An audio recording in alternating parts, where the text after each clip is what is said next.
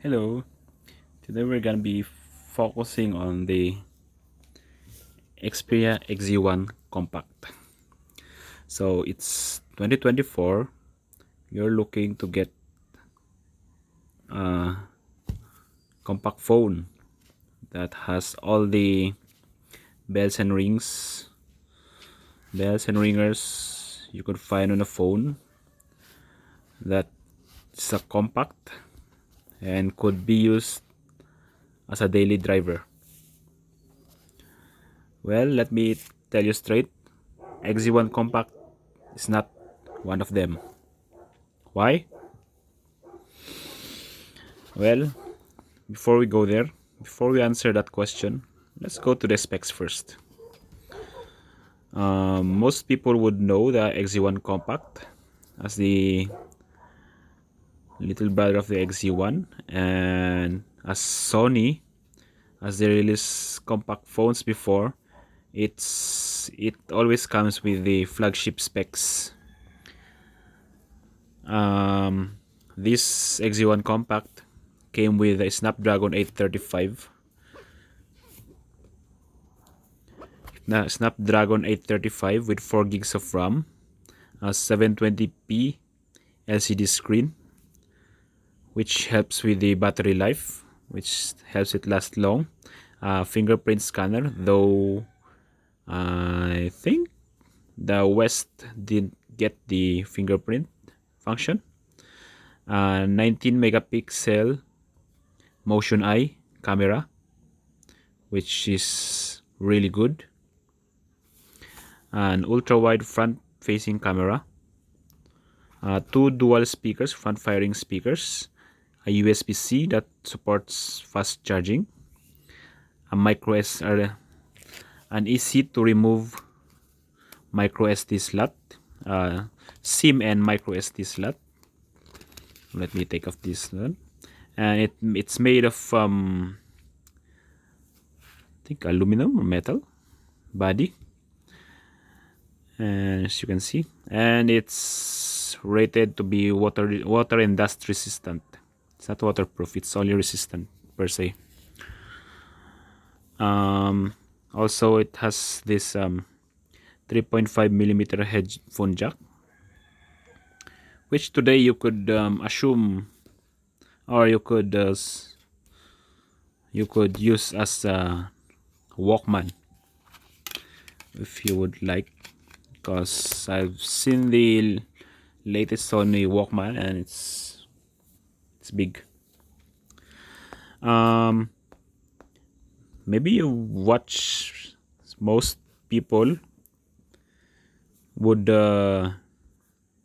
if some people would ask for a compact phone, then most YouTube, as I've seen way back 2023 and now 2024, I've seen some videos putting this XZ1 Compact as recommended phone, daily driver phone, if you're someone is looking for a compact phone. So first off, what is a compact phone? Some would argue that the phone could be held with one hand, and you could reach the sides or the whole screen with only one finger. Some would say something that would fit in the pocket, and some would say a phone that doesn't reach, that has a phone screen that doesn't reach more than 6 inches, which sometimes I might agree, but really it still depends on the person using it. If they treat the 6.3 inches as a compact phone, then let them, no argue with them. And so also, as Sony flagship phones, they always carry this camera shutter key, though they removed it on the, I think, XPERIA Ace lineup and the Xperia 10 lineup. I think they removed it because they were mid-range, and Sony's I think Sony's focusing on one flagship phone at this time by not announcing the 5 Mark 6. And moving on, as I've said, why do I not recommend this phone as a compact phone? Yes, I could recommend it as a compact phone, but I could not recommend it as a daily driver. In case you're wondering if you could use it as your daily driver and as your only phone, no, I cannot recommend it enough for you to use it as your daily phone. Yes, you could use it for the banking apps. You can use it for your social media. You could little bit of games, but as I've experienced, though it plagued me last year. Started maybe earlier than that, last year, maybe way back 2022 when I was using this, 2023, and now as I've been using it, what really plagued me the most, the number one really major downside of this phone is that nobody, I repeat, nobody, as I've seen on the earlier or latest reviews about this phone, trying to recommend this as daily driver, is that the fact that it only has 32 gigs of internal storage. Why is it a problem, as people might say? Well, the problem here is that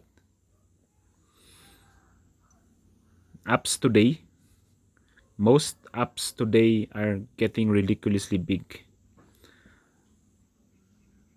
As you can see, Facebook's there always storing cache files, receiving and sending data on your background, and as long as you open it, it will store cache files of some photos or video files on the app itself. That's why it's getting big. I don't know why some apps are just big. As you can see, I only have my little bit of social media, my essential apps, some shopping app and messaging app, because mainly I use this phone as messaging, a little bit of camera, a little bit of music, and a little bit of media. But literally, with most apps getting ridiculously big now, and with this phone's only 32 gig of internal storage, we are almost getting to that limit. And once it gets 100, this phone gets almost 100%, it will get sluggish or even shut down. I have experienced a shutdown once on this phone, though, as you can see. And also, as you can see, I have almost 5 gigs of media. I think those are my photos and some of my videos, because I'm using the internal also for my pictures, because sometimes another issue for this is that sometimes when you're opening the camera, it will show that SD card is not available, or it won't read, or it will read but it will save photos after maybe 2 to 3 minutes. It will have delay. I haven't come around with that issue yet, but it's there, and to prevent that, I am using my internal. And also, as you can see, I have a 5 gig free. That's because For the past week, this phone have always been on 99% because of the one function that the Android has, which is a native function, is that all the media, all the medias, any type of media, phone or video that you put on your phone, the Android system will automatically back up them into small thumbnails. Thumbnails are just small pictures, small pictures that small pictures that will as a backup data, and you can only view this by going to your DCIM and showing the hidden files. As you can see, there's like 2065 items, and these are all the medias I have on my phone. It will back up almost all almost all the medias. Even if you delete it, it will be still there. And though it will back up that small pictures, sometimes it will just when it's full, no, when it reaches a certain number, it will go into thumbnails that data that will that will be compressed into a single file, and it will be called thumbnail.data. And those thumbnail datas will reach, for me it reached up until 10 gig last week. So I had to go to Root Explorer, had to delete it. 10 gig, and so you have 32, and you only have now 20, almost more or less 20 gig to use. And as you can see, my apps have reached almost 7 gigs. And don't forget, your Android system is also using your internal storage. So out of 32 gig, what's left for you? You could say you have the SD card, you can, but frankly speaking, most of us will not only use these apps. Most of us have more apps than mine, and those apps in today 2024, most of them are large in size, as most apps today are storing more and more cache files, and it's not gonna get smaller, it's gonna get bigger and bigger and bigger. Instagram, I just installed this together with Reddit, and I just log into my account, and it's already 500 megabytes per se. Why? And this phone, I could recommend it as your secondary phone. Secondary phone as your music buddy, as your navigation buddy, as your compact camera,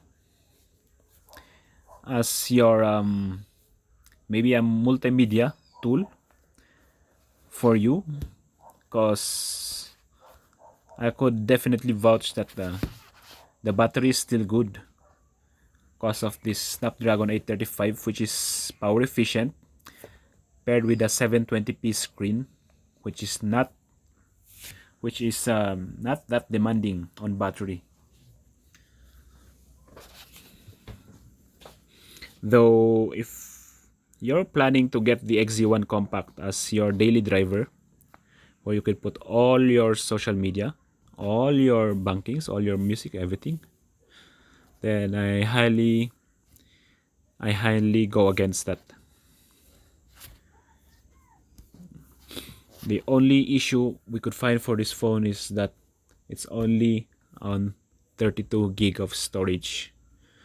Once that thing's full, and it will get full, I am telling you, it will get full when that thumbnail data gets in there and creates that backup. It will get full, and maybe there's like a day or a time when you badly need your phone and those thing occurs and you have a 100% storage.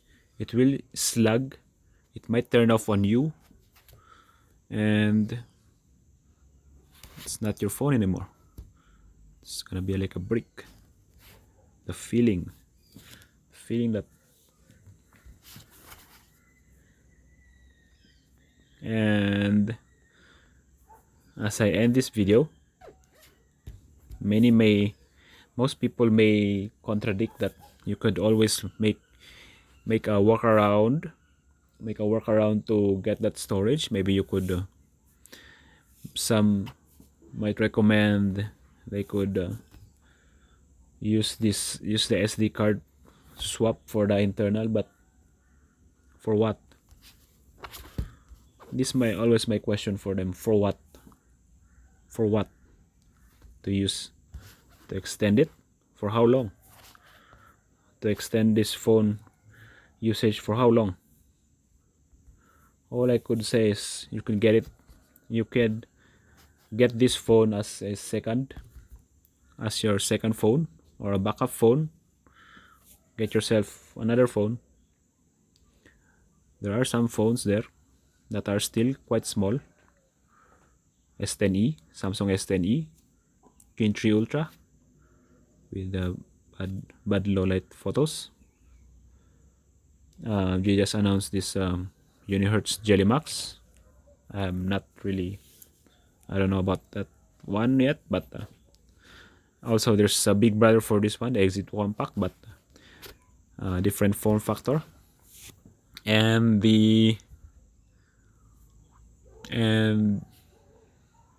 there are some other phones there, but but it's already beyond more than 6-inch, such as the S23, S24, the Pixel 8, now announced Pixel 9, the Zenfone, Zenfone 8, 9, 10, though there's problem with their updates and etc. But yeah,